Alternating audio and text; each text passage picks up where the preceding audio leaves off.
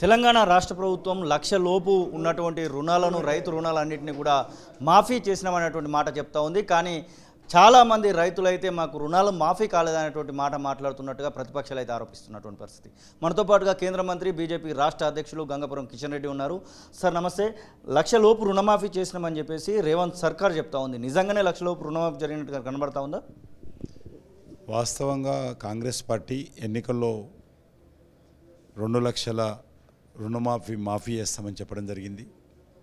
గ్యారంటీల పేరుతో ప్రజలకు అనేక రకాలుగా డిసెంబర్ 9 లోపలే మేము చేస్తాము, డిసెంబర్ 9 లోపల మీరు ఎవరు అప్పు కట్టొద్దు, ఒకవేళ అప్పు కడితే కొత్తగా తీసుకోండి, 9 నాడు మేము వస్తున్నాము, సోనియా గాంధీ జన్మదినం రోజు వాటన్నిటిని మాఫీ చేస్తామని చెప్పి హామీ ఇచ్చి ఈరోజు సుమారు 7-8 నెలల తర్వాత అరకొర కొంతమందికి రుణాలు మాఫీ చేసి మేమేదో చేశామని ఈరోజు రేవంత్ రెడ్డి గారి ఫోటో ఊరూరా పాలాభిషేకం చేయించుకుంటున్నారు.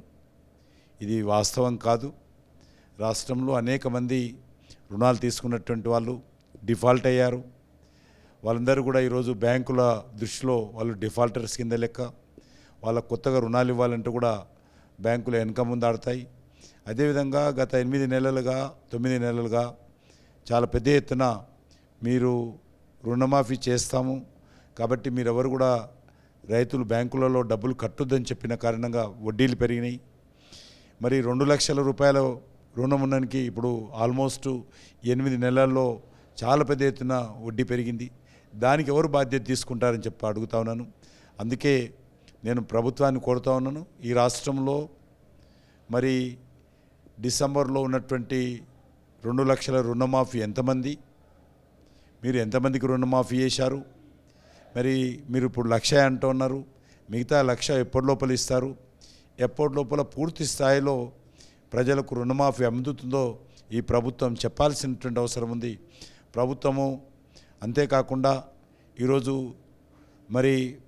రైతు బంధు ఏదైతే గతంలో ఉన్నటువంటి పథకం ఉందో రైతు అభయహస్తం పేరు మీద మేము 15,000 ఇస్తాము, రైతు కూలీలకు అదేవిధంగా 12,000 ఇస్తాము, కౌలు రైతులకు 15,000 ఇస్తాము, అదేవిధంగా ధాన్యం మీద 500 బోనస్ ఇస్తాము, అనేక రకాల హామీలు ఇవ్వడం జరిగింది. కాబట్టి రాష్ట్ర ప్రభుత్వాన్ని కోరుతా ఉన్నాను, ఇటు రైతాంగానికి కానీ, ఇటు మహిళలకు కానీ, లేక యువతకు కానీ, ఈ బీసీ బడుగు బలహీన వర్గాలకు కానీ, మైనార్టీలకు కానీ ఏదైతే హామీలు ఇచ్చారో వాటన్నిటిని అమలు చేయండి. అంతే తప్ప మీకు ఫ్రీ బస్సు ఇచ్చాము, మహిళలందరూ బస్సులో తిరగండి, మీకు రుణమాఫీ చేస్తున్నామని చెప్పి రైతులను మభ్యపెట్టే విధంగా ఈ ప్రభుత్వం ప్రయత్నం చేస్తుందే తప్ప చిత్తశుద్ధితో ఇచ్చినటువంటి హామీలు ఎప్పట్లో మళ్ళీ అమలు చేస్తారు? ఒక కార్యాచరణ ప్రణాళిక ప్రకటించాలి.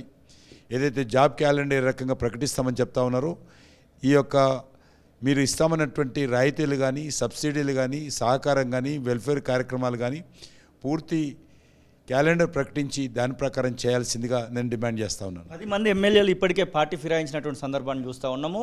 ఇంకా వస్తారనేటువంటి మాట కాంగ్రెస్ పార్టీ నేతలే చెప్తున్నారు బాహటంగా. ఈ పార్టీ ఫిరాయింపులను ఎట్లా చూడొచ్చు? రాత్రి 1:30కు 6 ఎమ్మెల్సీలను కూడా జాయిన్ చేసుకున్నటువంటి సందర్భం కనబడతా ఉంది మనకు. చాలా దుర్మార్గము. గతంలో కాంగ్రెస్ పార్టీ ఎమ్మెల్సీలను, ఎమ్మెల్యేలను, ఎంపీలను టీఆర్ఎస్ పార్టీ చేర్చుకున్నది. ఈరోజు కాంగ్రెస్ పార్టీ కూడా అదే టీఆర్ఎస్ పార్టీ ఎమ్మెల్సీలను, ఎమ్మెల్యేలను చేర్చుకుంటుంది. ఇది పూర్తిగా ఏమాత్రం సహేతుకం కాదు, రాజ్యాంగ విరుద్ధము.